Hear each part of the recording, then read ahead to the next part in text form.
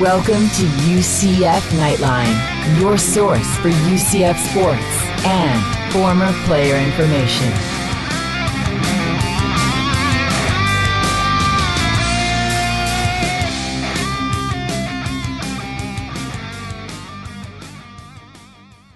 Hello, Night Nation. This is Andrew Phegley coming to you from the 1148 studios. And I'm Trylko. Hello, everyone. All right, this is episode number 100, and It is brought to you by the Dever Team, your source for New Smyrna Beach real estate and everything else New Smyrna Beach. Go to www.thedeverteam.com and call UCF alum Travis Dever for all your New Smyrna Beach needs. 386-690-1636.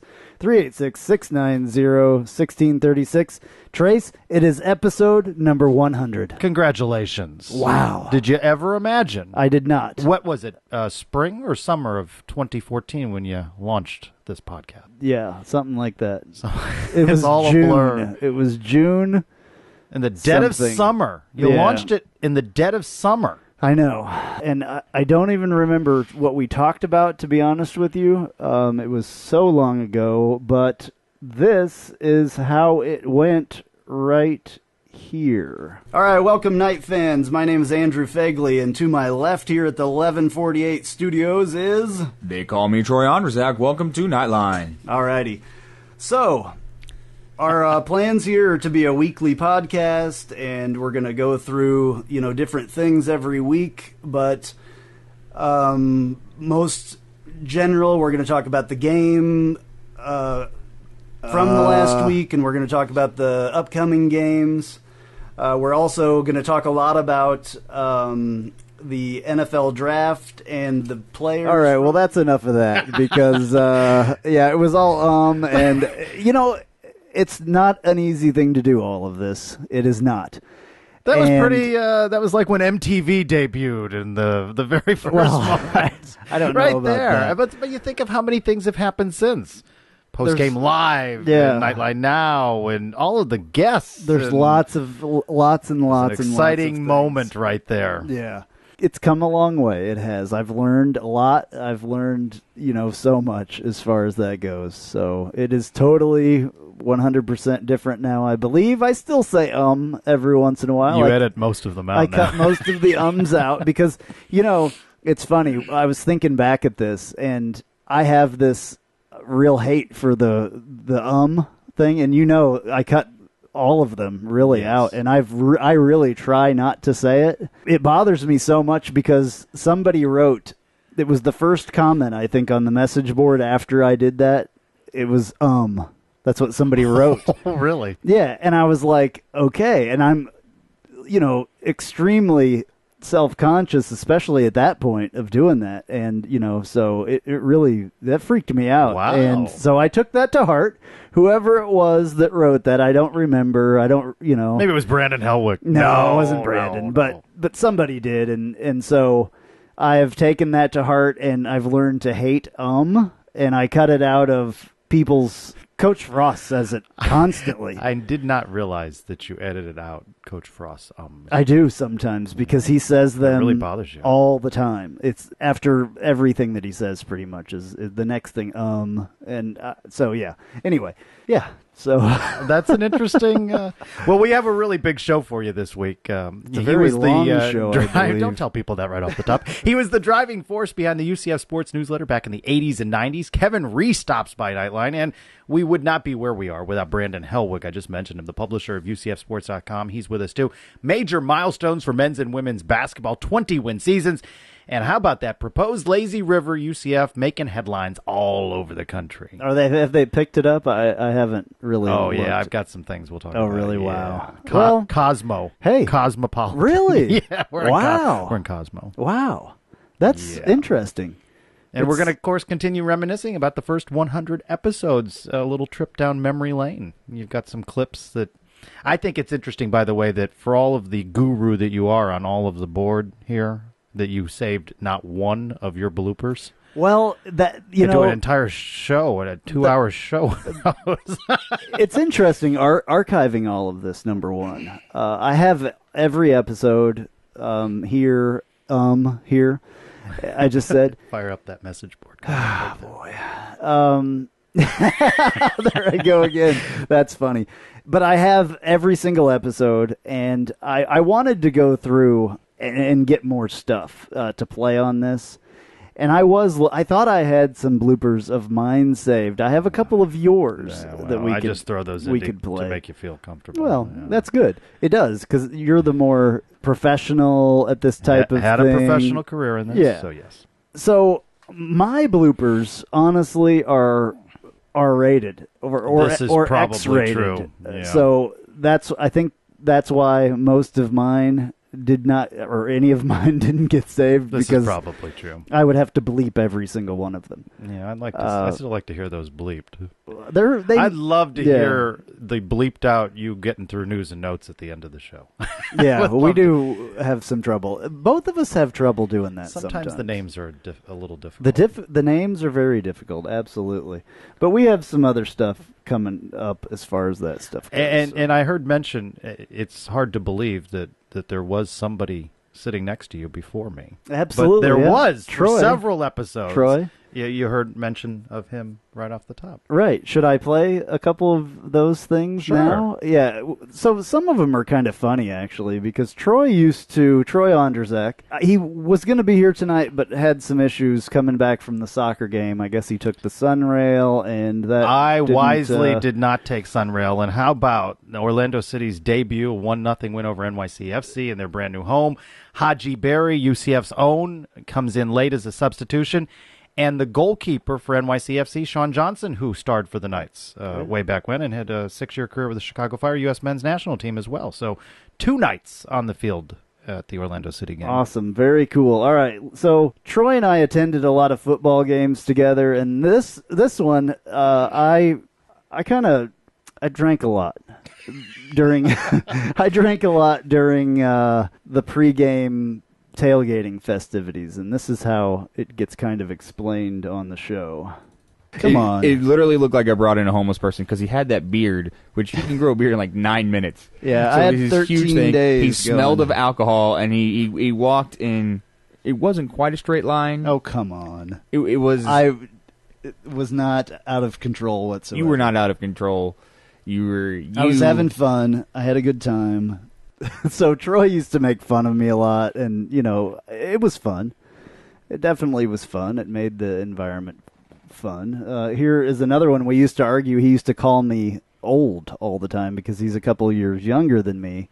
And I was trying to explain the game of washers to him that is played a lot at tailgating, and this was an interesting thing here.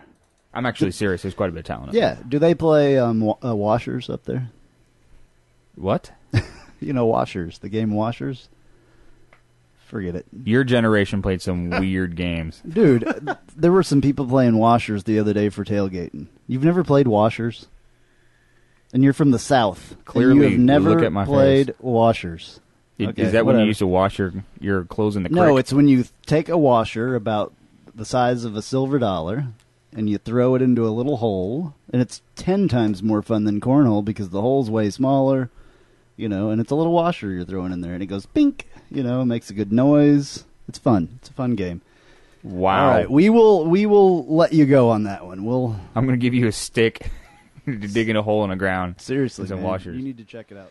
Okay, so that was another banter there. Yeah, yes. That was another Troy moment that we had. I had fun with him doing this, and if he wouldn't have said that he would start this thing with me, I probably would have never done it. I definitely would not have done it myself because that would have been very exciting to listen to. Though I'm interested in going back to episode 19, which is listed on the UCFNightlinePodcast.com website as Flying Solo. You did an entire episode listen to by that was episode the time 19, folks. Troy had to move on for numerous different reasons, and I felt like I had to do an episode, so I did that one by myself. It was about 30 minutes long, maybe, and it was the very first thing I had ever done like that by myself. In fact, Night Fan Stan did either the next one episode or the 20. one before that. Yeah, and then 21, of course, was this. All right, Night Nation, this is Andrew Phegley, and this is episode number 21 of the UCF Knightline podcast. And this week, we have a new member of the Knightline podcast crew to announce, and that has joined us here in the 1148 studios today. And his name is Trylko. Trace, how are you? I'm doing pretty good. Thanks for having me. All right. Well, tell us a little bit about yourself and how you became part of the team at the Knightline podcast and, all that stuff. Proud UCF alum, class of 1994, so I'm old like you. Good. Yeah. Thank God. Wow. Yeah. Season ticket holder, UCF football, basketball, baseball, Golden Knight Club member, long time booster. That says a lot if you'll sit through all those baseball games. I love baseball. Love UCF baseball. And perhaps most importantly, I've listened to all previous 20 episodes of the Knightline And now podcast. you're on the 21st. What a Yes. circle that is. That's all. I'm shocked that you actually wanted to be on this show after listening to all of those shows that we did previously. This will dent your ego, I'm sure. It's not so much that You in the wanted to early help. days. No, it's not so much in the early days that I thought it was necessarily good or interesting or compelling. Thanks, but Trace. that you were doing Thanks. it, and I wanted to support because I felt like we needed that for UCF athletics. So I really appreciated that a couple of people were taking their own time to do that. And then I remember reading on the message boards that you were looking for a co-host, and I shot you a message. I think it is quite convenient that we ultimately only live a couple of miles apart. It is. It is. If we very- lived, an hour apart, it would make this much Yeah, more challenging. it would. But the fact that, as it turns out, we live not too far away made that much easier logistically. Trace, it was absolutely, as your microphone falls, that was interesting. All right, well, we got that fixed. There was a little edit a little there, blooper right a little there. blooper. But what I was going to say is it was meant to be, Trace. It was absolutely meant to be, and your professionalism brought this show, and the 70-something episodes after that has made the show what it is. And I could not do it without you, and I appreciate everything that you do. Thank you much. Yeah. Labor of love, and I love And how I- much it's grown, to be covering UCF baseball and turning things for Knightline now. And I just love being a part of UCF athletics, and to do this podcast is a continuation of those many years I was in broadcasting. So I really enjoy that, and I enjoy the banter every week. Yeah, we have fun doing it too. You guys don't hear half of the fun that we have. We definitely do. There's a lot of stopping and starting during this show, but during the post-game live show, we can't really do that, stopping and starting. So that'll be interesting because you should hopefully be able to join me on most of those this year. That will be fun. And we got other stuff. Should we play some of the stuff later, or should we continue? Well, how about we talk a little bit about basketball real quick? Because Can people we? probably want to hear Yeah, about that. They don't want us to talk about ourselves the entire time. Sunday, UCF learned that it will officially be the 4th seed in the American Athletic Conference tournament and play Memphis, the 5th seed, and UCF and Memphis split a pair. But to just go back a couple of days, how sweet was it to defeat the Cows over in Tampa? I drove over with a buddy of mine, and it was a back-and-forth game. And as fans know, it was tight, and the Cows are, they were fired up for it, and a painful loss for them. But UCF, with that victory, hits that 20-win milestone on the season. Unbelievable. There's no way anybody thought they were going 20-10 and 11-7 in conference with a 4th seed in this conference tournament. Nobody predicted that. Yeah, well, it's been a heck of a week in general for UCF as far as winning goes. Baseball won at UCF, but against UF. Mm-hmm. That's incredible. It's always good. Number 2 team in the country, the Gators. Yeah, absolutely. Number 2. And women's basketball with a first-round victory in the American Athletic Conference tournament and then hit over the Tulane. wall of UConn. Well, but did not embarrass themselves No. by any No. means. I mean, you look at some of the scores. 20th ranked Cows earlier in the year lost something like 102-37, and the final score in this one was 76-58 against a team that's won more than 100 games in a row. That's crazy, isn't it, that they've won and that many these games? ladies to rebound from a 7-win season, and they'll be looking at postseason and most likely the women's NIT. So Yeah. congratulations to Coach Abe. We've said it over and over again. Coach Dawkins, Coach Abe should be coaches of the year in the American Athletic Conference. It's amazing what has happened here with what Danny White honestly has done by bringing these coaches here, and then what these coaches have been able to do while they're here is incredible. Before we go on to that, I've just got to show you page 23 of this week's Sports Illustrated with the Cows logo in there, sign of the apocalypse, talking about them leaving players at the airport. That was my favorite story of the last week. I can't let that one go, and neither can Sports Illustrated. That's awesome. Meantime, we spoke earlier with former Knights point guard A.J. Ramsa, who talks about what's involved in preparing and being ready for a conference tournament. At this point, what you did before all that, I mean, you know the teams, you know what players to watch out for. You pretty much know their offenses, you know their defenses, but now it just comes down to who wants it more. And Trace, you talked to head coach Johnny Dawkins after the Cows game the other night about the same subject. Talk about the grind of a conference tournament. What does your team have to do to be ready for that? One, I think we have to be smart in our preparation. Because we have a little while before we play again now, because our bye just happens to be now. So, we have to, in some ways, I wish we could still play because we bottle up what we've been doing. But the break will be good for our guys. We have to be smart with it, and we have to be really, real tactful with our preparation. And there, we've already played in a tournament, the one in Charleston, so that's a good preparation from playing, multiple games in a row and what you have to do to be successful. So that experience, I think, should help us. Hopefully as we go forward. We talk more about men's basketball with former Knights point guard A.J. Ramsa, who's going to join us for an extended interview. We will drop that later in the week. And setting up the conference tournament now, again, UCF and Memphis Friday at 2 o'clock, not the most opportune time. You can certainly catch them on radio if you're not able to catch it on TV. And the other games are very interesting, but taking a look at those final standings, if we were to defeat Memphis, we would go on to play SMU. SMU finished 17-1 in league play. But we only lost to them by 5 points. Yeah. Cincinnati finished 16-2, Houston 12-6, UCF 11-7, Memphis 9-9, UConn 9-9. This tournament's up there in UConn, up in Connecticut, so certainly favors them in the first round games. East Carolina at Temple, Tulane at Tulsa, and the Cows at UConn. By the way, let's take a look at those standings. Let me go back to the standings. The Cows finished 1-17 in league play, lost 5 straight to finish 7-22. Good. I'm glad. The deal is that we can play with all of those teams. Agreed. Absolutely. Yeah. And that is a thing that, especially when we were talking about basketball just beginning and we were giving our kind of predictions of what was going to happen this year, it was not this at all. We did not. I think we were wanting 6 wins. And that's what I said. I think we need to get at least 6 wins in conference, and that's all that I wanted. That's what that's all that we needed. So this is incredible. Again, I'm going to say it's incredible. It is. It's certainly incredible.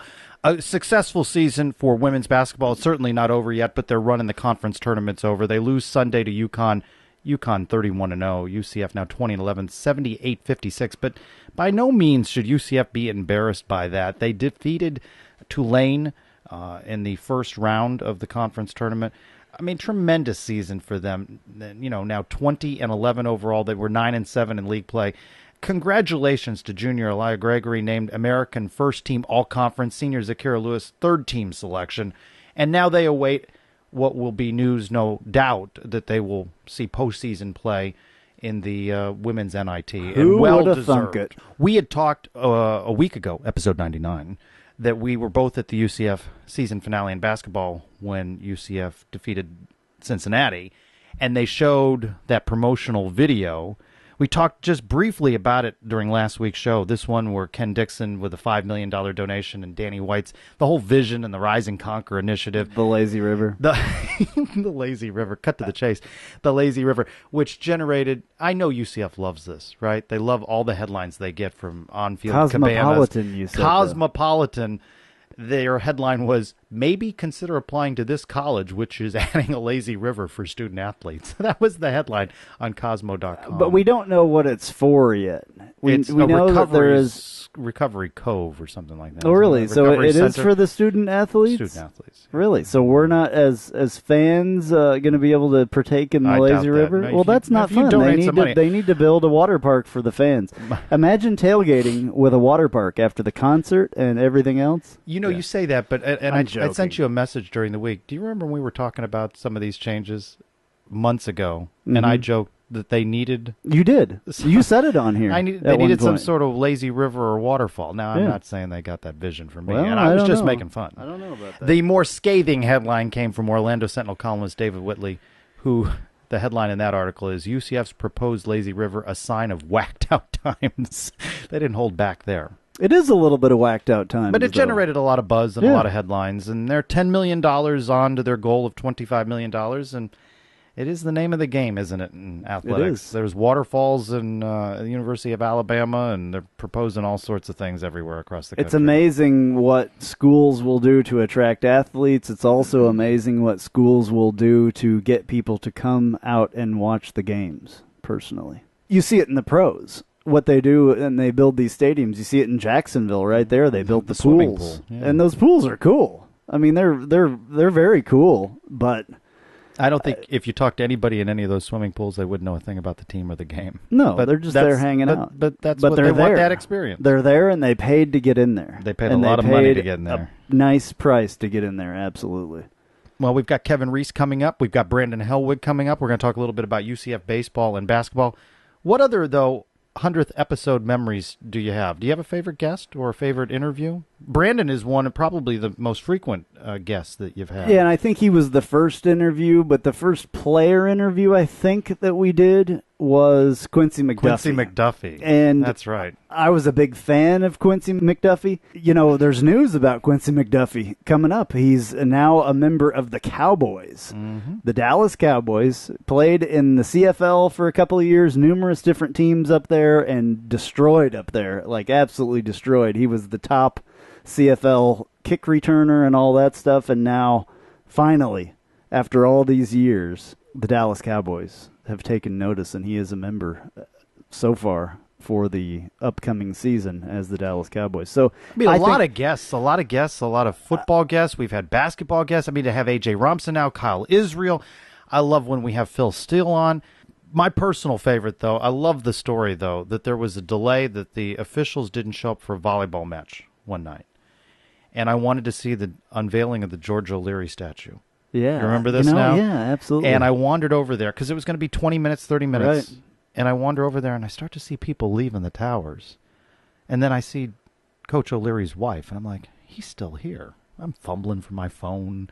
I've got to record. I've got to talk to him, right? Yeah. And then we snagged a minute or so with him. I love that was big. That was big. That. Yeah, we've had all kinds of stuff. In fact, here is a little sampling, and y'all have heard this before. I need to make a new one, but I need to go back and find all these clips that we've had people do. I've got tons more of them. Bunches. Yeah. I mean, we ask all the time for them. Yeah, I have to go back and get all of them. There's tons and tons. There's hours and hours and hours of interviews that I need to go back and find some of these clips. But anyway, here are a few people that have been on the show. This is J.J. Warden, Bert Schneider, Brendan Alexander, Brandon Helwig, Cameron Stewart, Colin Bell, Jeff Sharon, Kyle Israel, Quincy McDuffie, Quentin Hampton, Rashad Collins, Renell Hall, Sia Burley, Stephanie Bass, Terrence Plummer, Tom James, Phil Steele, and you're listening to the UCF Knightline Podcast. I love that. I do. It's a fun promo. Yeah, even some of those people aren't even here anymore. No. You know, Bo Schneider's in there, Quentin Hampton's in there they don't even play. They've transferred out. So I probably need to take those guys maybe update out. that one. It's a little trip down memory lane. It is, and it's cool, and I'm glad that we interviewed all those people. You know, a couple people that we know very well that have been on our show many times left us a couple voicemails today wishing us a great 100th show, and so I'm going to play those real quick. Andrew, Trace, it's Jeff Sharon from blackandgoldbanneret.com, and just wanted to wish you guys hearty congratulations on your 100th show. I've listened to just about every episode of Knightline ever since you guys have started. It's just gotten better and better. And Eric Lopez and I cite you guys as a real influence and inspiration for us to start our own podcast. We're doing well. You guys have been so kind to us, having us on as guests on your show. It's always a blast to hang with you guys and talk UCF. So congratulations on show number 100, and here's to many, many more in the coming years. Andrew, Trace, congratulations on 100 episodes. Who would have thought you guys would make it? considering you had to overcome a winless football season and multiple appearances by Jeff Sharon. That's the most impressive feat. In all seriousness, guys, have a great 100th episode, and here's good luck to another 100 episodes. Keep it entertaining. Keep it informative, guys. Congratulations. That's cool. I like his little dig at Jeff. Yeah, I love those guys, and that means a lot coming from Jeff saying that, we influenced him and Eric to do their show. It means a lot. It does. It means a lot for everybody. The other thing that I haven't talked about, I guess, this is really what I want to say. We wouldn't be doing this if there was nobody listening. And there are definitely people listening. And we see the stats, and, I go over the stats all the time. I like to keep up on, our trends. We do something new. I like to see, how many people are listening, more people listen, how long do they listen, all that stuff. We would not be able to do this without the people that are hearing my voice right now.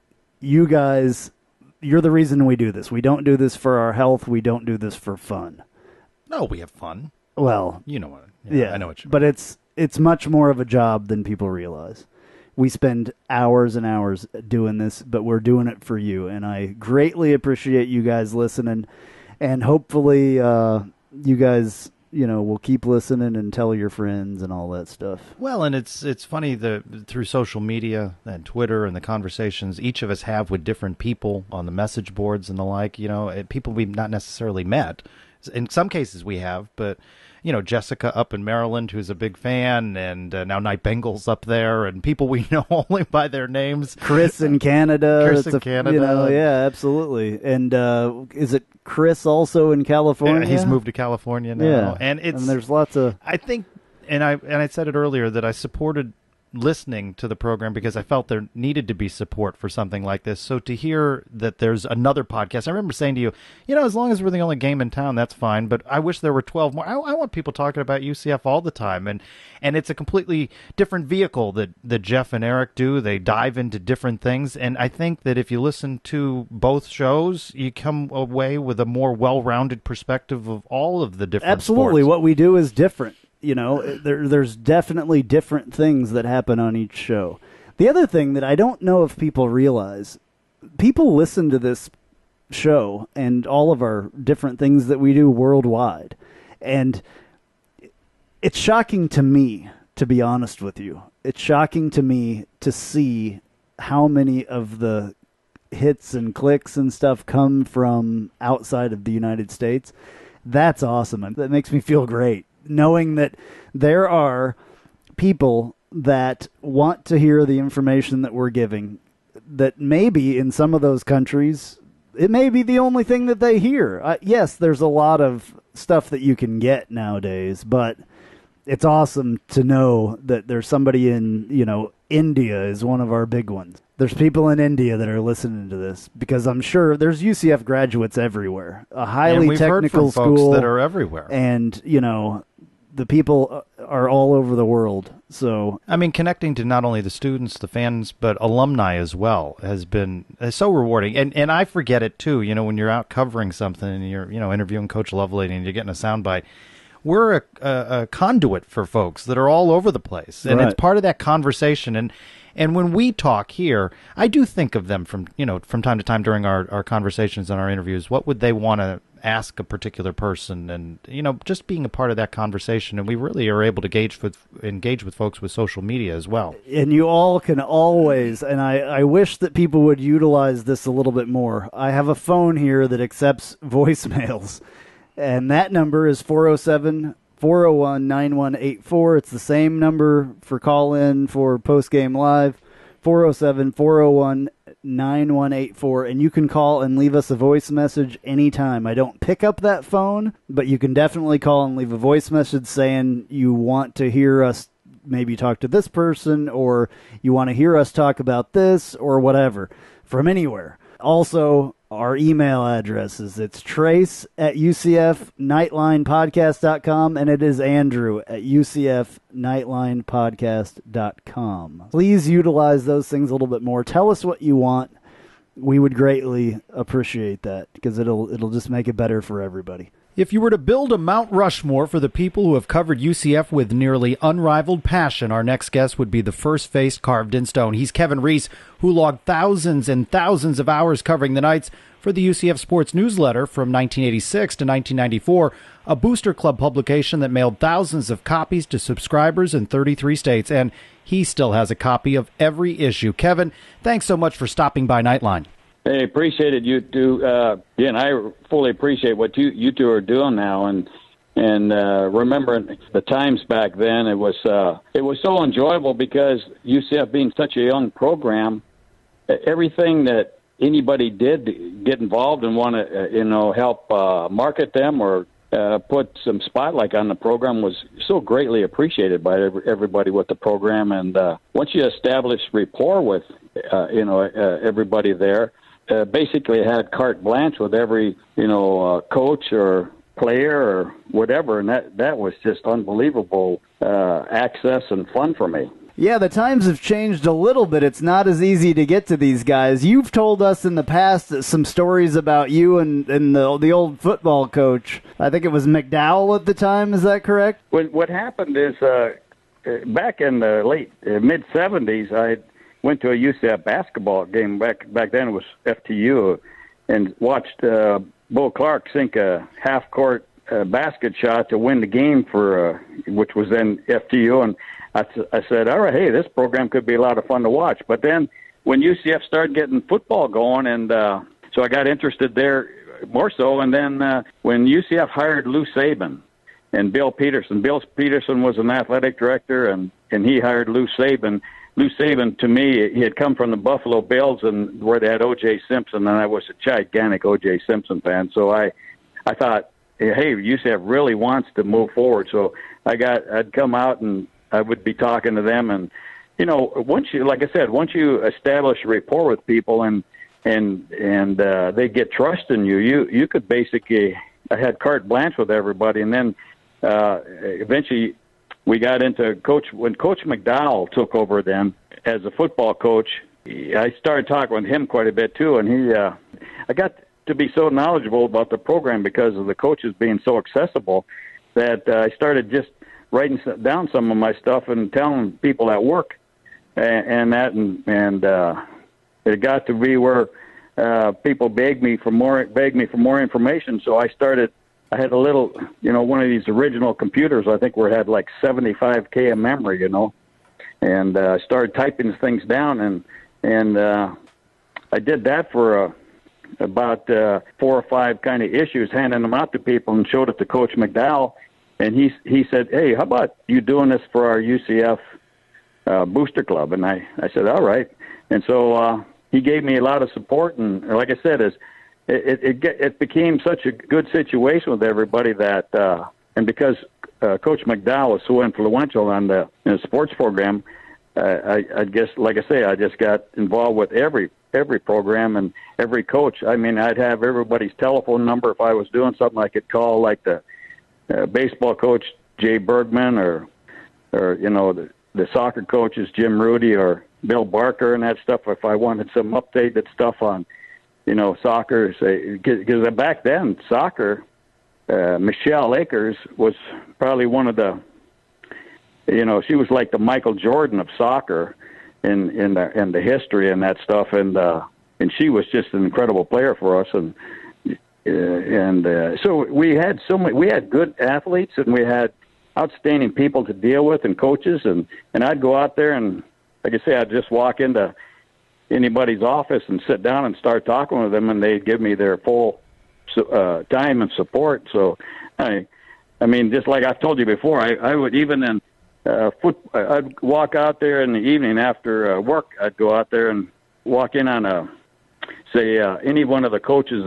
If they're having meetings with, say, the running backs or the receivers or the quarterbacks. Coach Kruzek, he'd be dealing with the quarterbacks. I'd just walk in and sit down, and they wouldn't even blink an eye.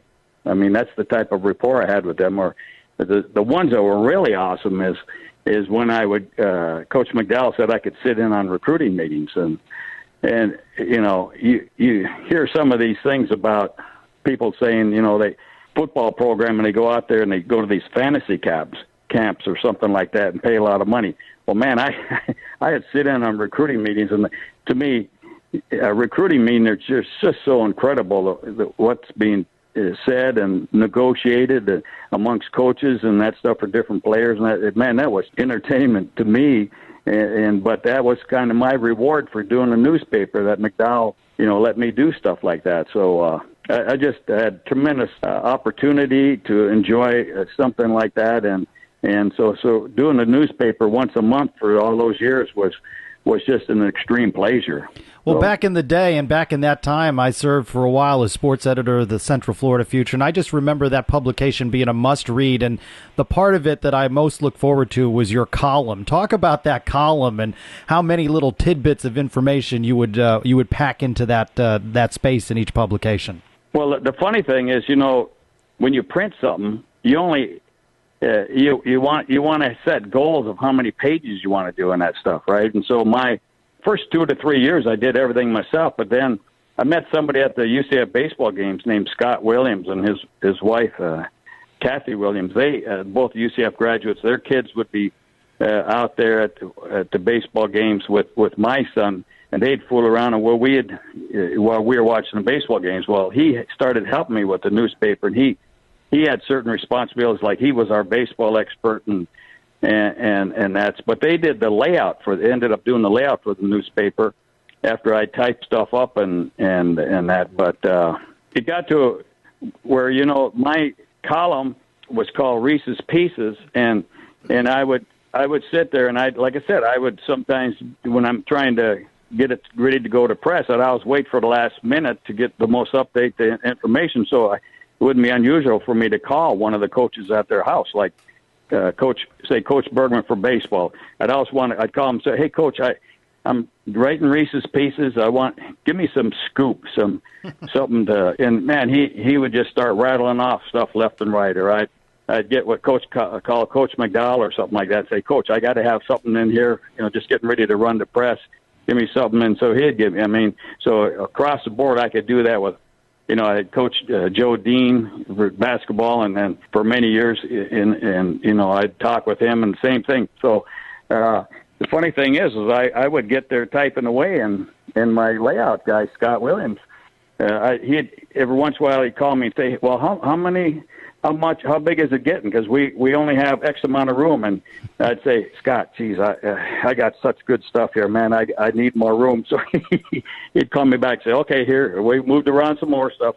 We'll add 2 more pages and that stuff." So it's funny, if you look at some of those things, it might start on page 2 where I'd start on the inside page, and then it would jump to page 7, and then some more on page 8, and some more on page 9, and then then it might even finish up back on page 3 or something like that, where it kept going bigger and bigger. But what it was is when you have such good rapport with the coaches, which they enjoyed having, that somebody was so interested in the program, that like I say, it was just a tremendously enjoyable thing to do. And my objective always was to give information and make it interesting, but if I could, try to also make it entertaining. So used to have a lot of people always said that they really enjoyed our paper.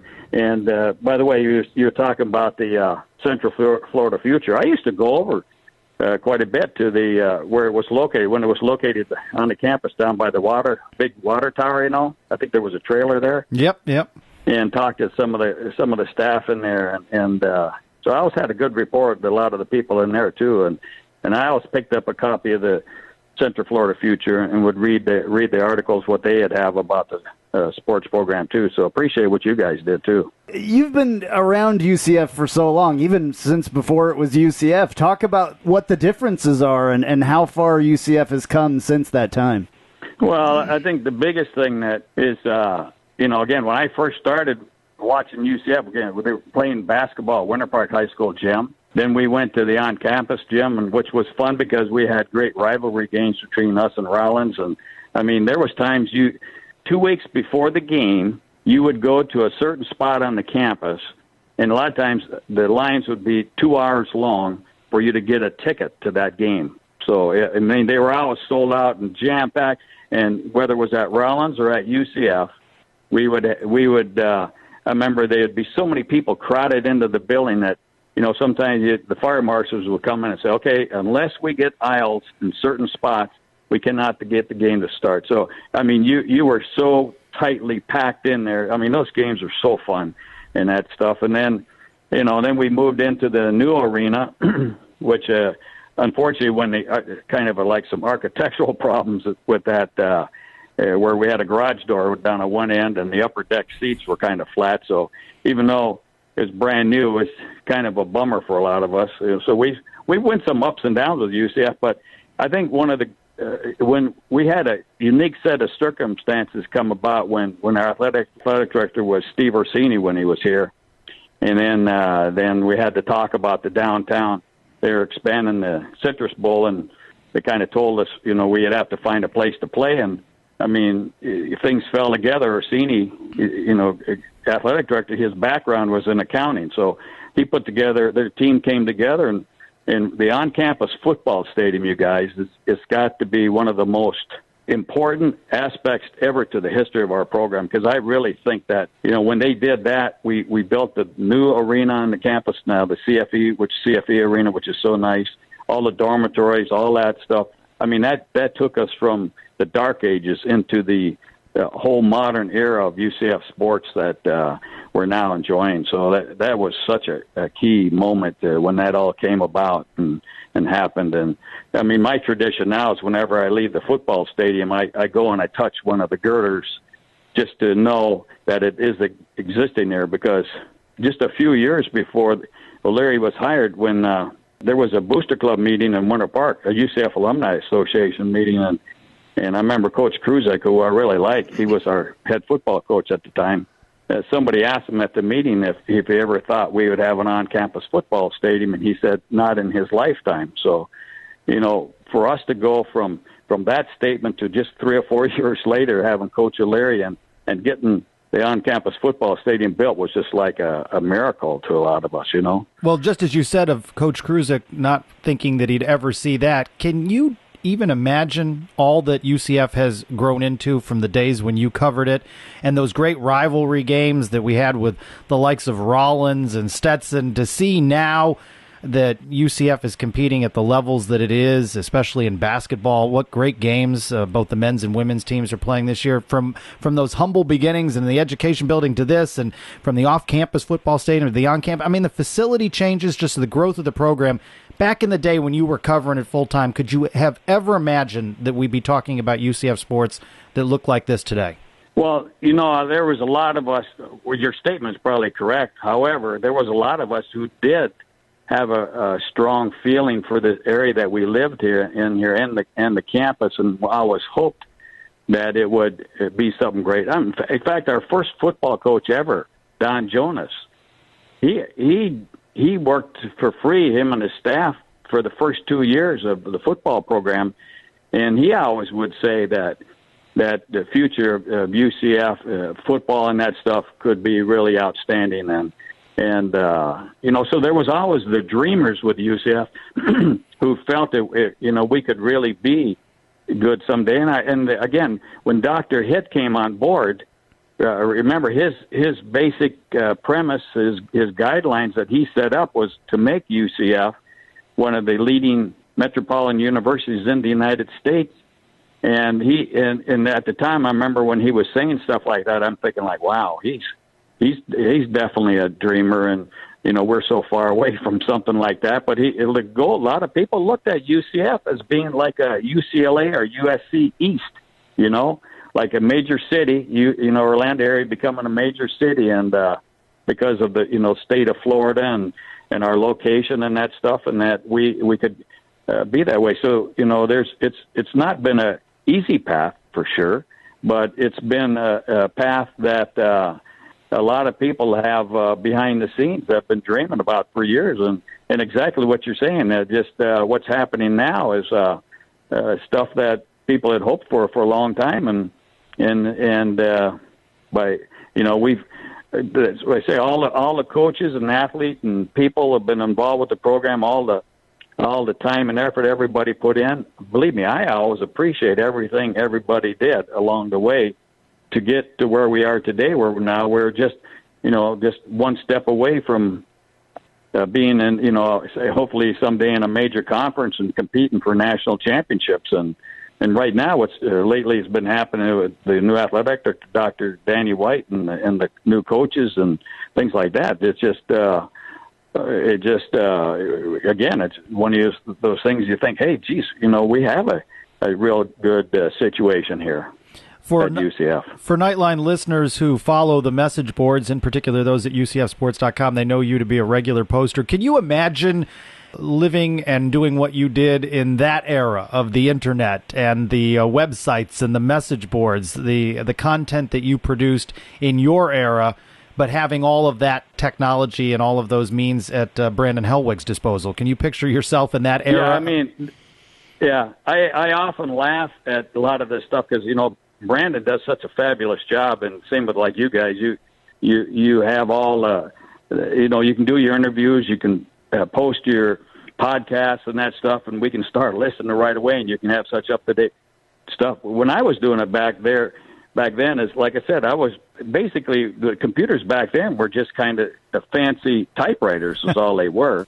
And when I was doing it, and I would type up an article, and then I would have to drive up to my Scott Williams' house and that stuff, and then he and his wife, they would retype it into something and reprint it out and lay it out, cut it out and put it piece by piece into a newspaper format, and then we'd take it to the Sanford Herald and they would publish it for us, and then we would take and we had about 7 or 8 people who were also big time UCF fans. We'd meet at this one guy's house up in Lake Mary there, and we'd get the address labels from the Booster Club.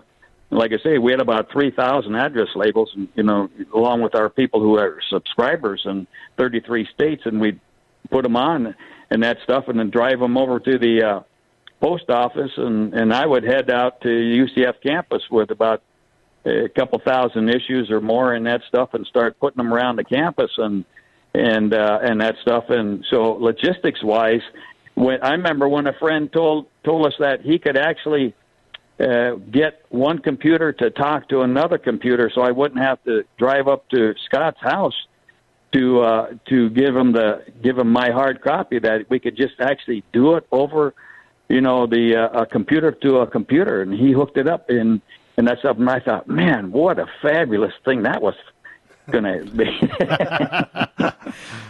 Oh, that's pretty good. You mentioned. But then also, here was the funny one too. Is I was when I first started doing this, I just look at my first copy. Everything I did was in capital letters, and it's 6 pages long. And I'm looking at, wow, man, this is hard to read, man. You were, and then you didn't realize it, but you were an English major. You were yelling at everybody because all caps means yelling. Yeah, I was not an English major, so I just capitalized. I mean, I didn't, thinking like, well, I'll make all things capital, and then. I won't have to know, if I should be capitalizing or making a small thing or whatever. I made it easy on myself. But I still remember when I was doing this newspaper, I think 2 or 3 years into it, a guy came to me from Harris Corp. He worked for Harris Corporation. And he says, I tell you what, nowadays, we've got this software program at Harris Corp for the super top administrative people. It's called a spell checker program, and he says I can get my hands on it. And he says, now this thing is this is really excellent. He says it'll helps you with grammar and with spelling and everything. And man, this was like a super outstanding program. Only the top administrators had, because at the time they were starting to get rid of secretaries in that stuff in a lot of companies to save money and that stuff. So they came up with software programs for people to be able to write better, right? So, man, this guy gave me a copy, and man, you talk about a treasured thing. I put it on, had it put onto my computer and that stuff, and I could actually it helped me if I, like if you're typing along and you type 2 words in a row or something like same, or you had a spelling, it would help you. And I mean, that was one of the first spell check programs, and that was the second thing that was so awesome. So I could type an article. and spell check it and then send it to Scott over computer to computer. And then I was really living in seventh heaven all the time. I was saving, you know.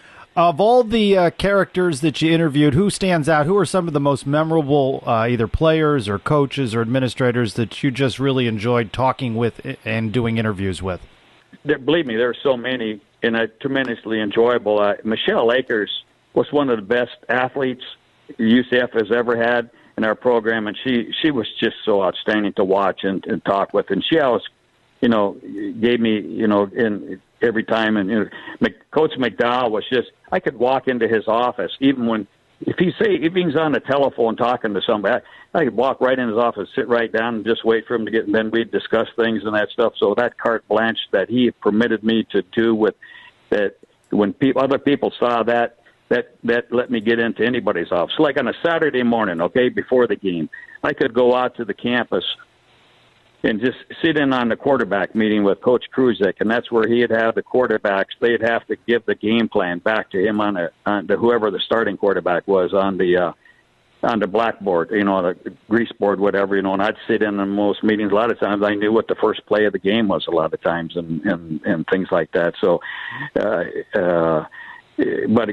just basically across the board, I would always interview just like Brandon does. I would do extensive interviews with every incoming football player and every incoming basketball player, who we had signed. And so I'd talk to them and that stuff. So many players there, Willie English, Bobby Spatulski, Mark Giacone, people like that. So enjoyable to talk to and see their careers happen at UCF. And Jay Bergman, the baseball coach, was just an outstanding person to work with.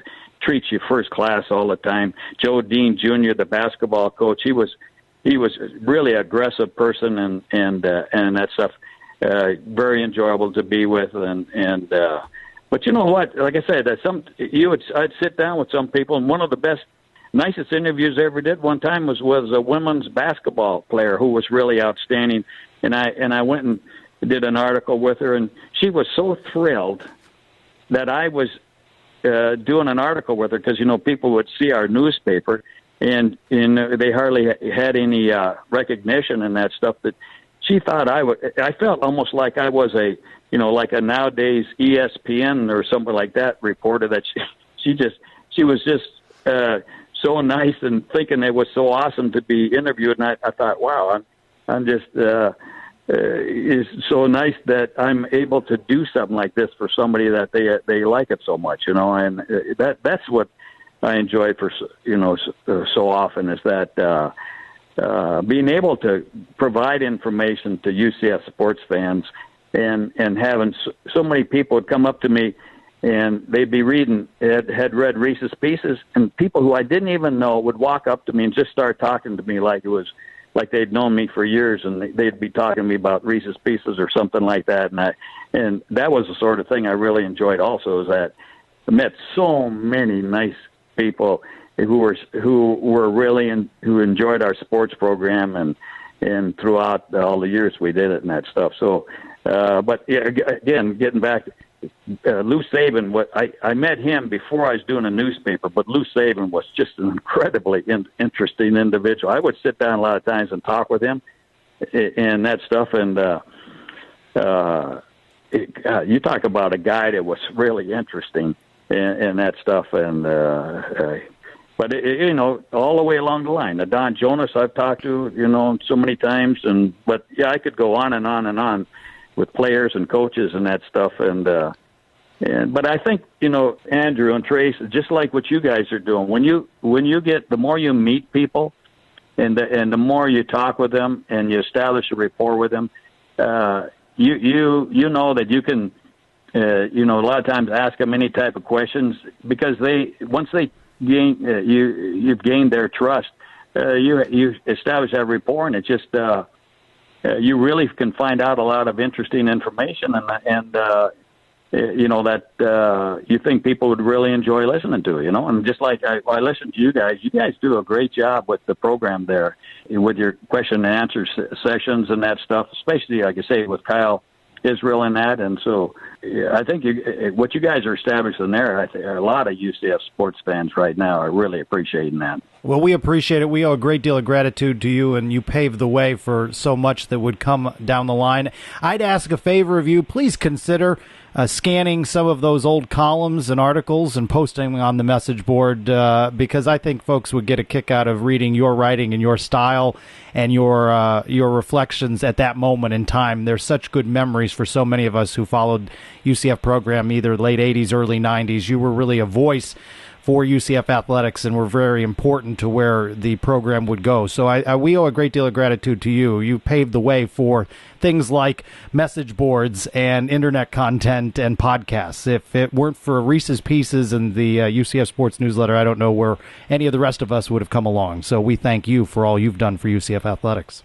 No, anyway, hey, appreciate the nice thoughts and words and that. So, again, I had so much fun doing it. Have so many great memories and so many great friendships because of that. Well, thank you very much, Kevin. We've wanted to have you on here for so long, and I greatly appreciate what you did for all of us that want to do this in the future, you know? Thank you very much. Okay, hey, take care, you two. So good to hear Kevin Reis, and I'm glad he joined us. Coming up, the second of our UCF Sports Mount Rushmore must-haves. Brandon Helwig joins us. Plus, we take you around the horn for a look at baseball and softball. There are so many ways to connect with Knightline. You can like us on Facebook at Knightline Podcast or follow us on Twitter at UCF_Knightline.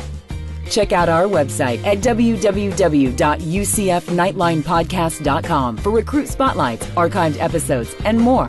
Or, of course, you can always call us at 407-401-9184.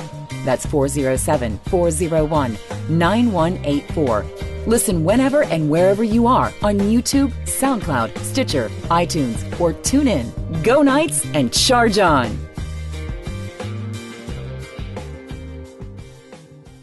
One of the first friends of Knightline, another face on that Mount Rushmore of people who have covered UCF with unrivaled passion. He's the publisher of the widely read UCFsports.com.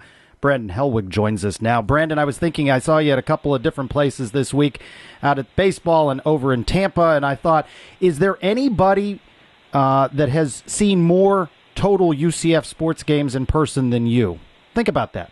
Is there anybody that's seen more games in person than you? I do know one that comes to mind. That would probably be, at least as far as football, would be Manny, because Manny's been around forever. But if you want to combine, well, Mark Daniels, obviously, because he's been calling the games, but other than that, I mean, other than some fans, I mean, some fans that I know that have been around for a long time and are common sites at, football, basketball, and baseball. I don't know.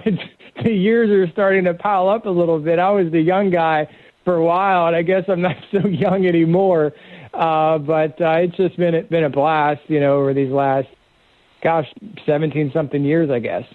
We were talking with the former writer and the person who brought UCF Sports News, Kevin Reis, who covered the program for so many years in the late 80s and early 90s. And when we were speaking with him, we talked to him about what it would have been like to be him in the era of the Internet.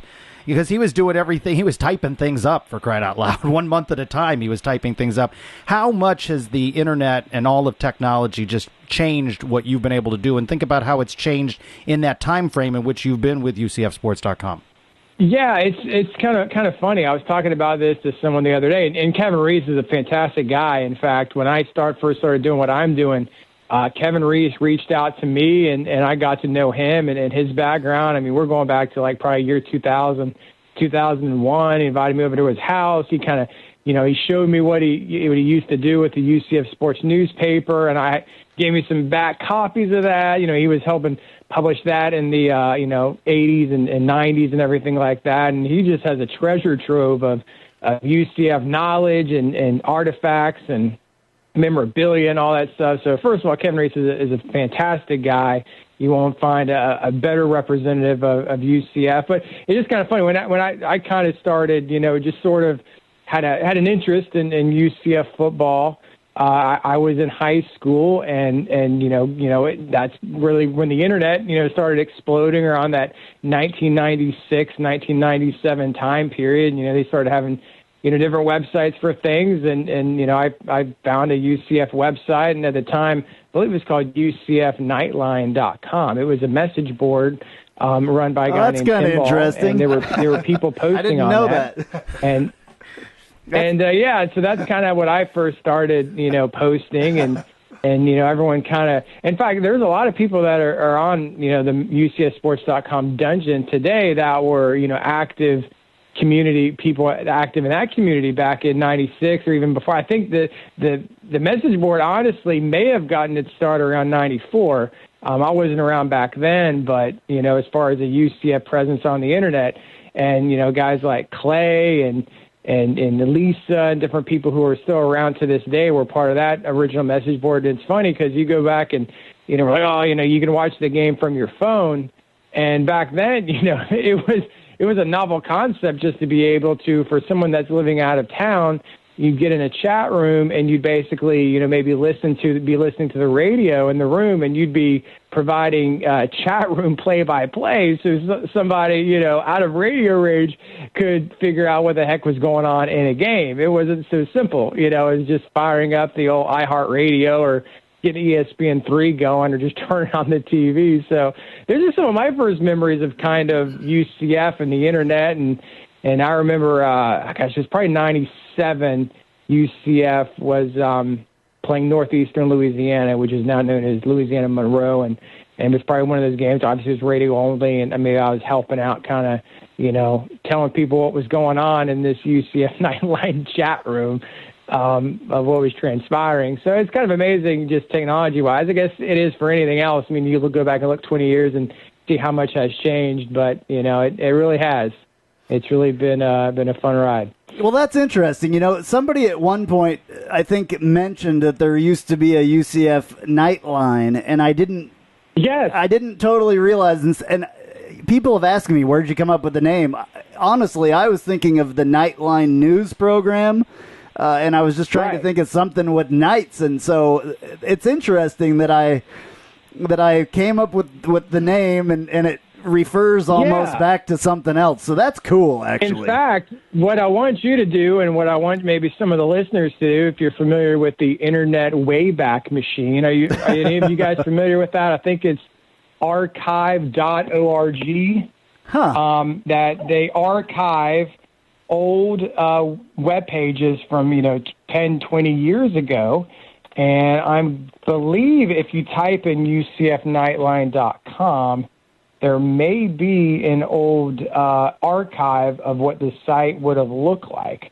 I know that if I click on 1997, there is something here. At some point, UCFKnightline.com was absorbed by a company called Into the Nights, which was basically, before IMG handled UCF's multimedia rights in terms of radio and sponsorships. There was another company, an independent local company, that did it, and they had a website. It was kind of the official site in a lot of respects for UCF, and that was when a lot of schools were kind of starting their official sites, and they had news content up, and they kind of hosted the message board.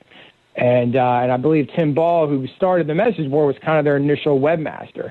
Because right now I went to archive.org, which you can type in anything, and it'll show you, screenshots and archives of pages. I'm looking at it from March 26, 1997. It was called UCF Knightline. And that's crazy. It was a story about spring football practice, and it's telling you what's in the latest print issue of Into the Nights. Okay, well... I absolutely did not mean to do that, but we did, and this is our 100th episode, of course. So I want to tell you, Brandon, I know I told you this off the air, but I want everybody to hear it.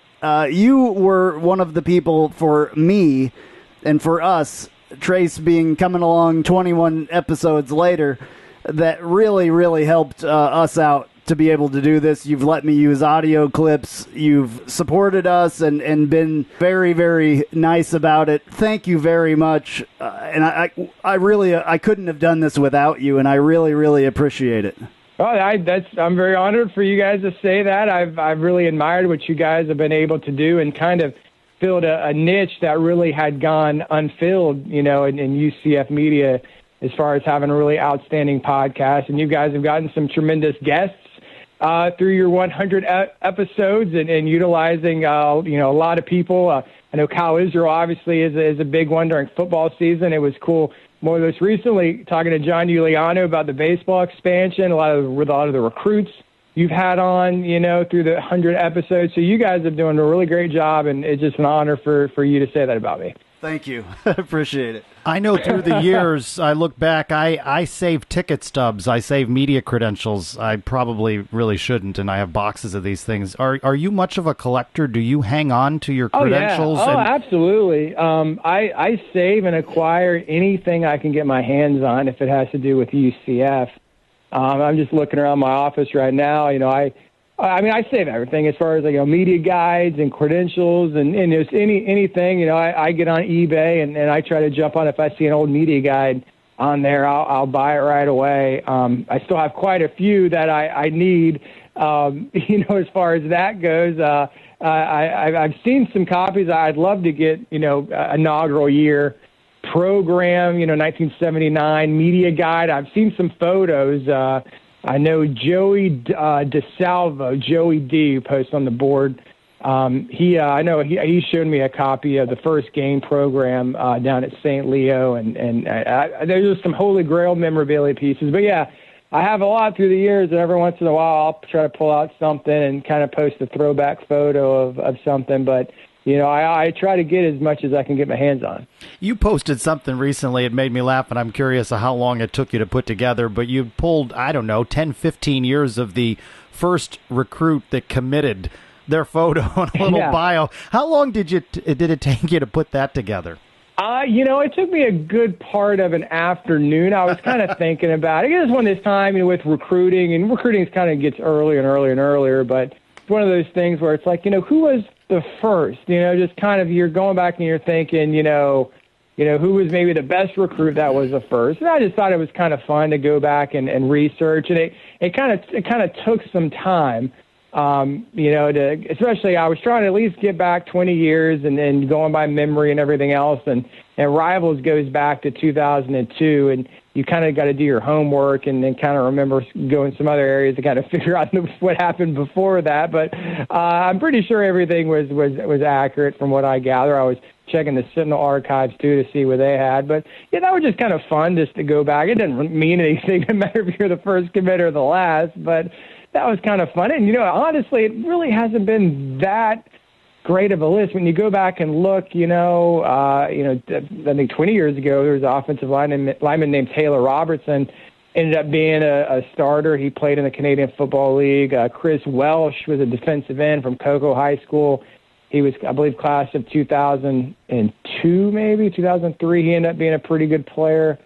But for whatever reason, the first commits haven't always, been like the star players. For the most part, the best recruits UCF are going to get are guys they get later on in the process. But yeah, that took a little while, but I just thought it was fun, especially anyone that's been, following the program for a while, kind of to read some of these names. And someone reached out, and I don't want to mention him, but they work with one of these players who was early 2000s, and they told him about it, and he didn't even realize he was the first commitment, and he got a kick out of reading that story.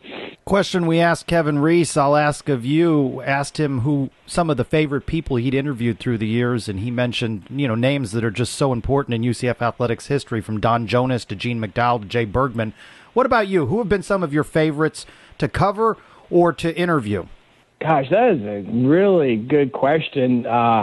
If you sent me a text this afternoon, I could have really worked on this and done my homework to put me on the spot.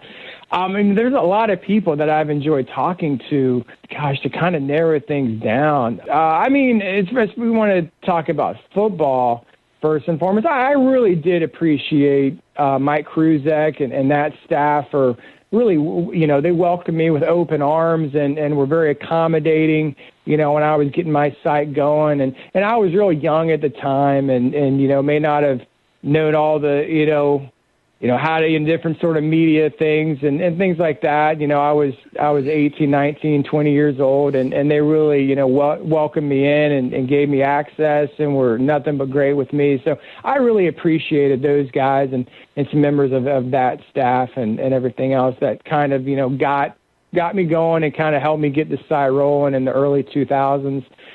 Kirk Sparrow was great. I always, enjoyed covering him. I really can't say him. I like Donnie, as far as basketball coach. He was a great guy, Fortunately, it didn't work out. It's been a fantastic year for basketball, Johnny Dawkins. But as far as players, just going back and thinking through the years, Chris Welsh was a great one. I need to go back and look at some rosters or something. But, there's been a lot of great ones. There's been a lot of players you've always enjoyed watching and seeing the success that they've had, and be it, maybe their professional lives or maybe some of these guys who have, gone on to the NFL. There's always interviews you remember. I'm trying to think, like J.J. Wharton. I remember that story when I interviewed him coming out of high school, because, if some of you guys who've been around remember, he really wasn't part of the recruiting class. He was technically going to be a walk-on, and which was pretty amazing because he was an outstanding player. And, I remember interviewing him, and, he was talking the talk, but you know what? When he got to UCF, he walked the walk. But that was one of the most fun interviews I'll always remember, was talking to J.J. Wharton coming out of high school and seeing us. He said his hands. I remember him saying this. He said my hands. I'll put my hands up against anybody in the NFL. I've got some of the greatest hands in the country. It's basically what he said as a 17, 18-year-old high school senior, and then going back and seeing that catch that he had. What were your thoughts that went through your mind when you thinking back on that, and then you see him make that catch? Yeah, I remember that. I go back to that a lot. Every once in a while, maybe I haven't posted it lately because I've been at UCF for a few years. But I would go back every once in a while and post an interview and said, "Remember these quotes? Remember these?" It was kind of he was just rolling. He was just on a roll, kind of talking about himself. Because a lot of times, I would. When you got a guy that talks, and that's one thing that has become a little bit more difficult in this day and age of social media, is that people become less social. That they've got Twitter, they've got Instagram, they can just tweet that they committed, and they don't really want to talk on the phone. I guess I'm kind of the same way. And sometimes you communicate in so many different ways. Now, you don't need to talk on the phone maybe like you did 5, 6, 7 years ago. So getting people to talk is a little bit more difficult. There's a lot of guys, they just want to DM. I'll just DM you like a sentence. Oh, yeah, I like the school very much. The coaches were great. Yeah. That's basically what you get in response. And you really just want to have a conversation with guys, and that's become a little bit more difficult. But I remember talking to him, and, you always kind of get asked, watch your film, and you always try to, get them to, you're just looking for like a good quote. You're like, well, what, as far as your game, you talk to the coaches and anything that they liked about your game. What do they say you do well? And he's like, well, in my opinion, I'm this, I'm as good as. So that was kind of fun to see him kind of have the. He definitely backed that up.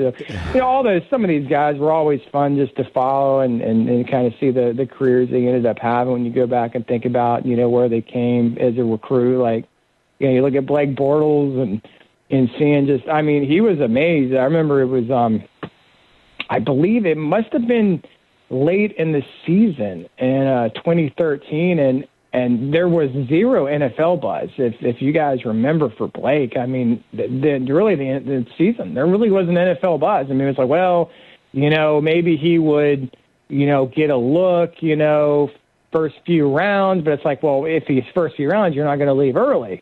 And then all of a sudden, it was Todd McShay, and I'm not exactly sure what date it was. I think it was sometime I think it was late in the season. It was like November, and he put something out. And we had interviews after practice, and we were like, hey, did you know that Todd McShay put you at the third best quarterback, in the class or something? And, that'd be like a first-round pick. And, Blake was like, for real? He had no idea. I mean, really, a lot of these guys are going through their senior seasons, and they're already on those draft boards, so they're always kind of playing with an eye that it could be their last year. And for Blake, it just crept up on him. Like, he didn't even, obviously was having a great season, but it kind of took until late in the season where I think he thought that, man, I might have an opportunity to get drafted real high. And of course, obviously, when he was drafted third, no one saw that one coming. Yeah. They were thinking maybe a little bit later on in the first round. Tell us a little bit about the time that you've spent at UCF covering all these things. Tell us about some of the changes that you have seen. Just tell us, a little bit about where it started for you and, I don't know, I guess the most amazing things that you've seen or didn't expect that UCF has done. Yeah, I guess to me it would be how much things have changed from a national perspective standpoint of UCF. When I grew up in Orlando and in Central Florida, so you kind of always knew about UCF, but in those early years, I mean, Dante Culpepper did a great job of putting UCF on the map, but from a national perspective, there wasn't much there. But just to see, and this goes hand in hand not only with athletics, but the university in general with Dr. Hitt. And just to go back and think, how much has changed. People didn't know where UCF. I mean, I guess it still happens to a degree. People don't know where UCF is, or they get UCF and USM mixed up. But just how different it is, and how UCF is viewed. And it was always kind of, people, UCF people, I guess back in the old days, let's put it that way, always kind of had this view that this was a sleeping giant, that this program could really explode, just needed an opportunity, and that really was before USF was even a factor. They were starting their football program, and that's really where that rivalry to me really started. It's like, which program could be, become part of the Big Four in Florida, and UCF for a while thought they had the inside track in getting that coveted Big East bid. Back when the league saw all those defections in the, I guess, early mid-2000s with Miami and Virginia Tech and Boston College going to the ACC. I mean, UCF appeared to be, at that point, everyone kind of viewed, well, UCF has the more established football program.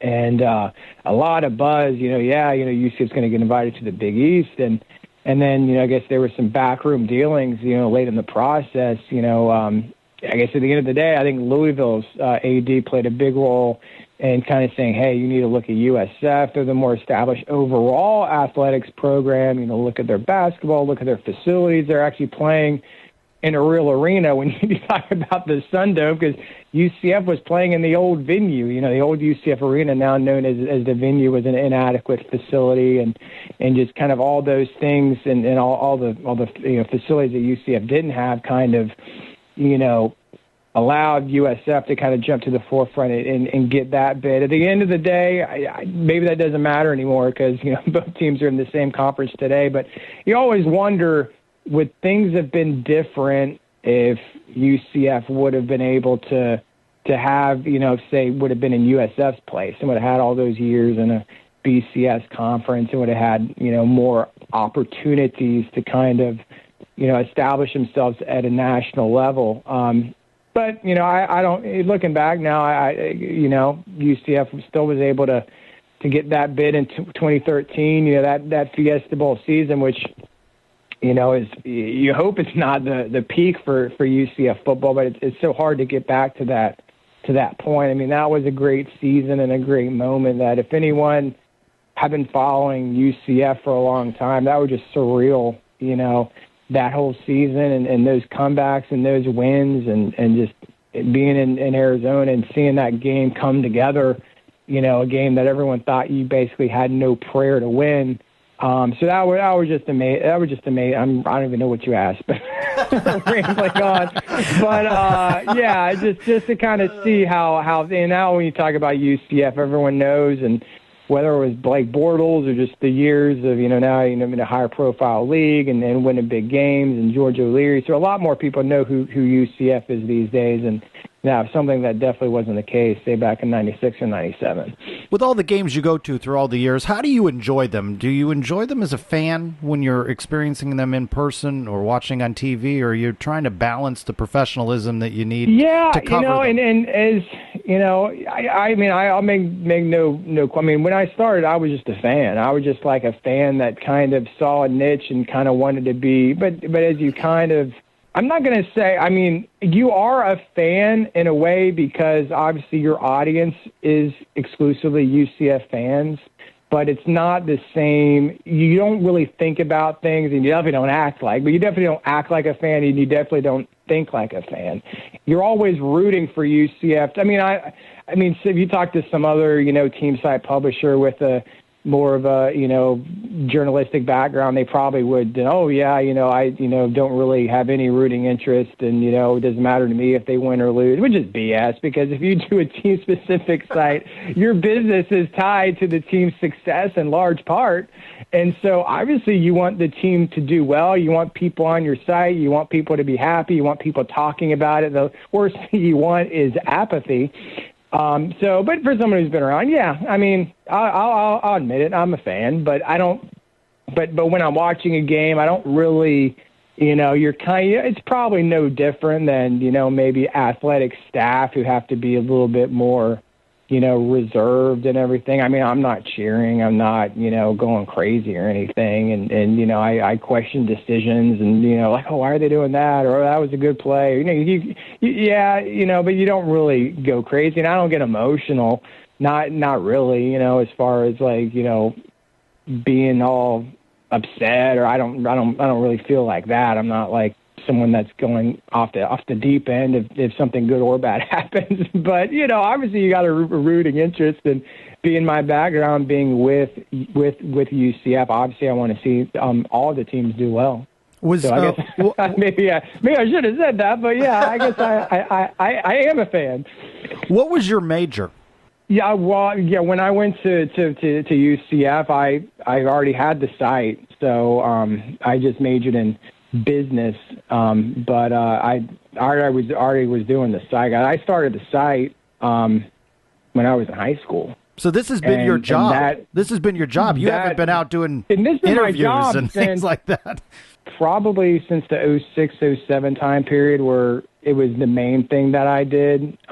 So not long after that. And, it kind of took a while. And basically what the story was when the internet boomed, kind of like 1999, they started, Rivals.com started back up in 1999. They just were looking for someone to do like a site for every school. And so I guess I had the site that I just, create. Oh, actually, at that point, I just had like a recruiting blog. They didn't even call it a blog back then. I just had some free site that kind of compiled recruiting information and, commitments and whatnot, because there really wasn't any of that for UCF. And they contacted me and they said, hey, do you want $1,000 to publish a UCF site, like a signing bonus? I'm like, well, heck yeah, I'll do it. And so that's kind of how it started for me. And I didn't know what I was doing, but that's kind of how it started. So I kind of basically learned as I went along, and it's funny. I was telling this to Andy Seeley, who's media relations for UCF. Like before that even happened, I would just kind of show up to things like as a fan. Like when Dante Culpepper was announcing in, I guess, early December or maybe late November '97 whether he was going to either go declare early for the NFL draft or return to UCF. They had a press conference, and it was at the Holiday Inn that was across the street from UCF. And I don't know, I guess it was open to fans. I don't know. I just kind of showed up. Other people just kind of showed up to watch, and I kind of stayed in the back of the room and kind of saw how that sort of played. Of course, I don't think they really would have promoted it for people to show up at if he wasn't coming back. But so I saw that happen, and then back in '98, when UCF accepted the conditional bowl bid to the Oahu Bowl,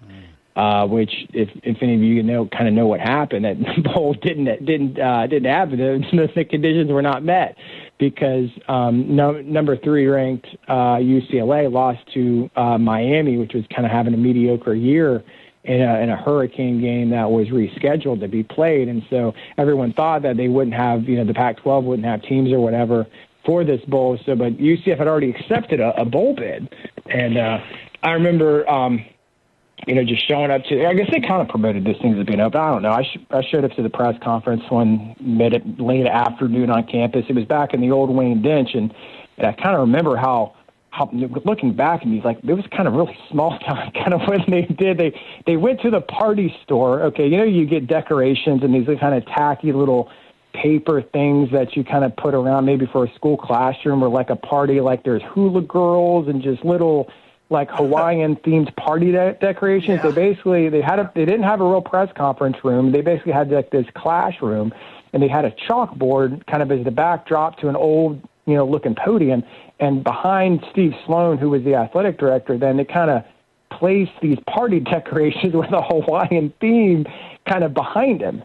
And it was something where they had like some old kind of, telephone, one of those kind of, tabletop phones. And it was some awkward thing where he got on the phone, with the people from Hawaii, long distance, and is like, "Yes, sir, we accept your conditional bid. Thank you very much, sir." And it was kind of some, they did it all for show. And unfortunately, it did happen. UCF didn't make their first bowl game, which ironically was Hawaii, until 2005.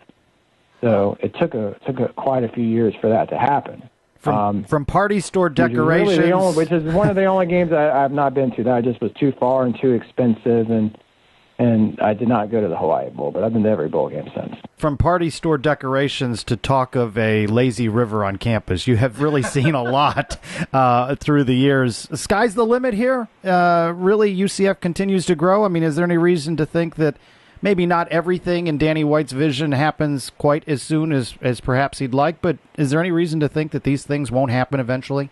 It's not UCF that's going to hold UCF back. It's just the environment of college athletics with Power 5 and conferences controlling majority of the revenue. It just makes it hard to keep up when you can't cash those big checks, and so that's what you get concerned about. Is UCF more deserving to be in that club than a lot of these universities? Heck yeah, but it doesn't. As we all know, it doesn't work like that, and that's why all these schools, UCF included, obviously, was so fixated on putting their best foot forward for the Big 12. And is there still going to be realignment in the future? I mean, probably, but it's kind of hard to know. And then with this, you don't really know how things are going to be changing with this whole cutting the cord era that we live in now, where are these, there'll be other ways to put games on TVs, conferences will still find a way to get their money, but you just kind of wonder, how that will change things. And UCF just needs the same kind of access that these other programs have. It just makes it incredibly difficult when you're not in that club already. And, to kind of, it's kind of a double-edged sword. It's like, to keep fans engaged and to grow the fan base, is key. And UCF's got a lot of advantages on other schools having the enrollment that they do. But then again, it's harder for people it's harder to cultivate large amounts of diehard fans when some people just don't view you as playing on the same level as a Florida or Florida State.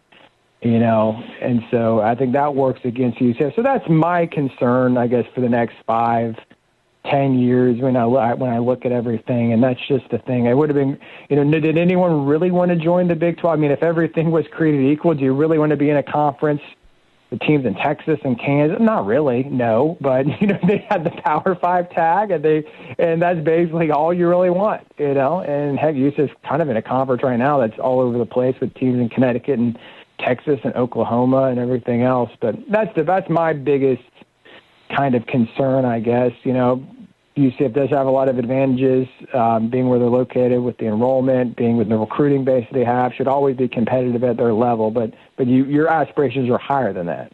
All right. Well, Brandon, thank you so much. We always enjoy talking to you, and I appreciate you being maybe a little bit more candid on this interview, and we really didn't even talk too much about what's going on at UCF. We talked about, the past and the future and all that stuff. So I appreciate you doing this. Again, I appreciate you giving us your support in the beginning and in the future as well, I hope. And I just really appreciate it. This would not have been possible without you.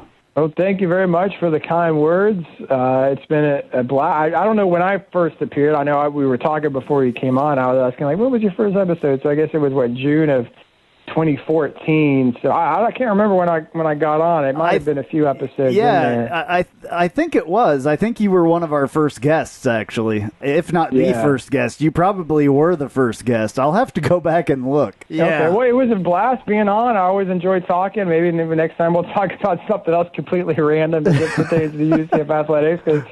Well, like I said before, before we started the interview, we were doing our 100th show, and I just wanted to kind of talk about the people and talk with the people that kind of set the bar for us, and what we aspire to be, and, people that have really helped us out. And you and Kevin Reis, especially, that we had on earlier, you guys' opinions are very important to us. And like I said, we couldn't do it without you. And I really, really appreciate it. And I appreciate what you do for UCF in general. Well, thank you very much, guys, and maybe I'll make a date.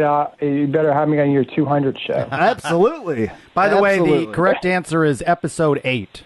Episode 8. Ah, okay. All right. Okay. It says you guys got it going a little bit. Yeah, Mizzou recap guest Brandon Helwig. Okay. Mizzou recap guest Brandon. There you go. So that's it. Okay. So anyway, Brandon, thank you so much again. We appreciate it. Okay, guys. All right. Talk to you later. Thank you.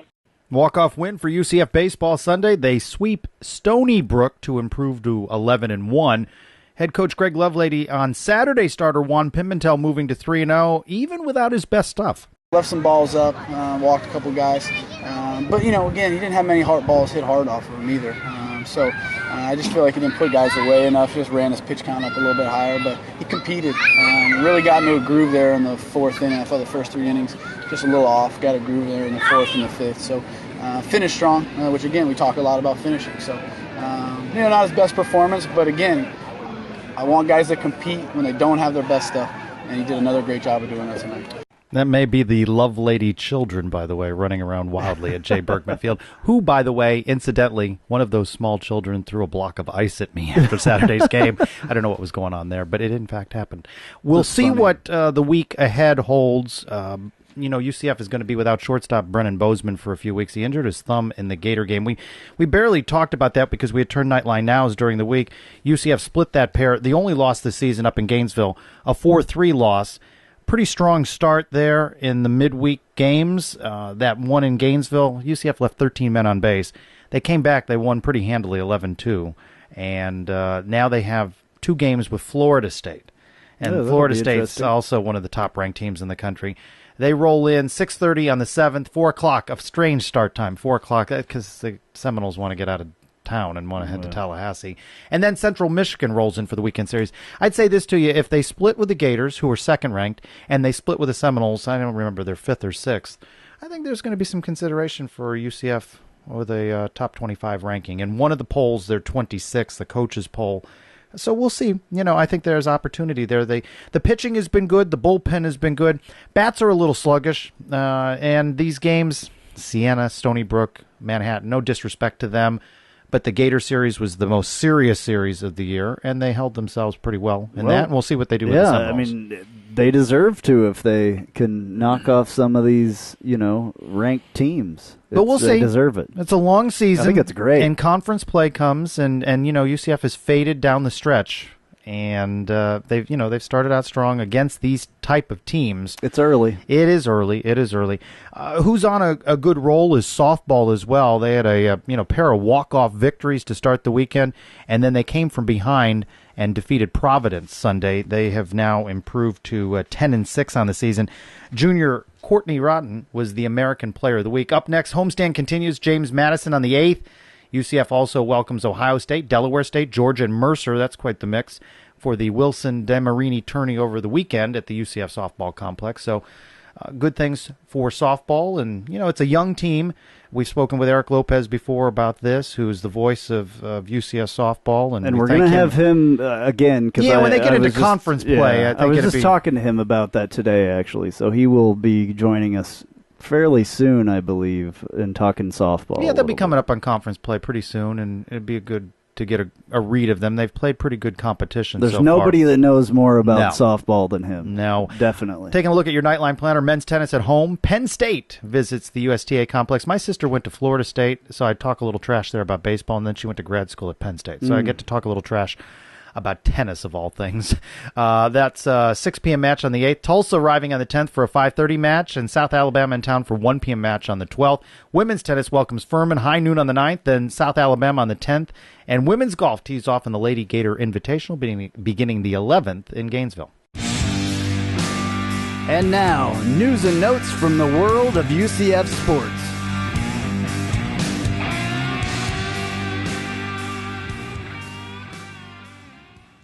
Track and field earned a top 25 spot in 3 events in the final event rankings of the indoor season. So says the U.S. Track and Field Cross Country Coaches Association rankings. UCF is 5th in the weight throw.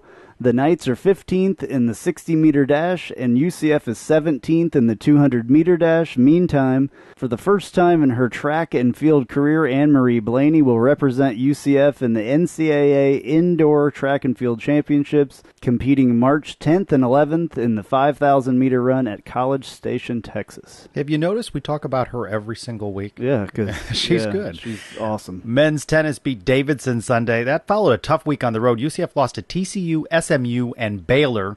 The men are 7-4. Good luck to Mark Neef, now former director of volleyball operations at UCF. He is the new assistant volleyball coach at Stony Brook. Wish I had a result for you here, but I don't. Men's soccer played OCB, the Orlando City B team, out at the UCF soccer complex. Refreshed the athletics website, refreshed the Twitter. Nothing. Can't find the outcome of that game. Maybe we'll talk about it next week. Interesting.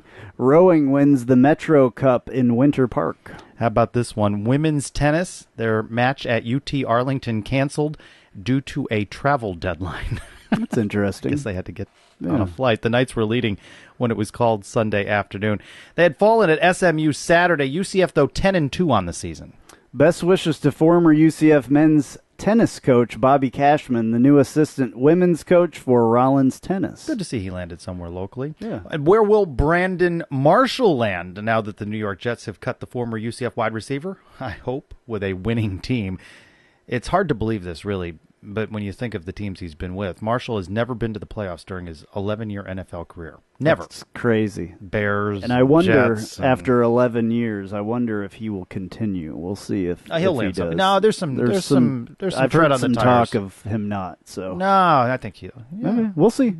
We will definitely see. Well, speaking of professional football and where UCF players wind up, good luck to Shaquille Griffin, former Knights defender, is in Indianapolis for the NFL Combine, and that will be Monday. I believe the defensive backs are all doing their thing. So good luck to him. Yeah, good luck to him. He needs to have a strong showing there, and then at UCF's Pro Day.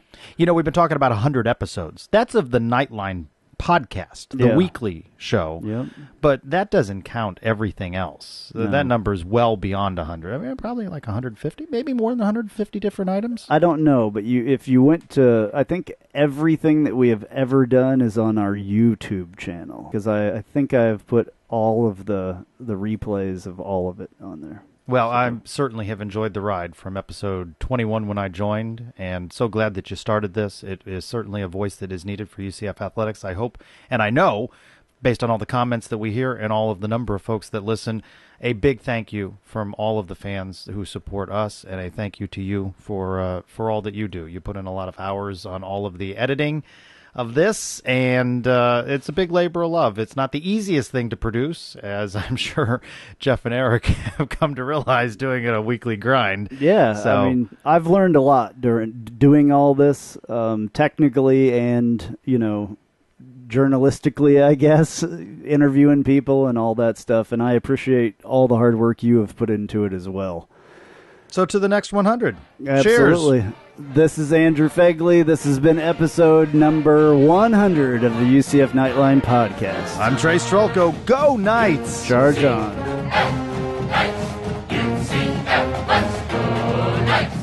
UCF, charge on to the field. With our spirits, we'll never yield. Black and gold charge right through the line. Victory is our cry. BSCTO, tonight our Knights will shine.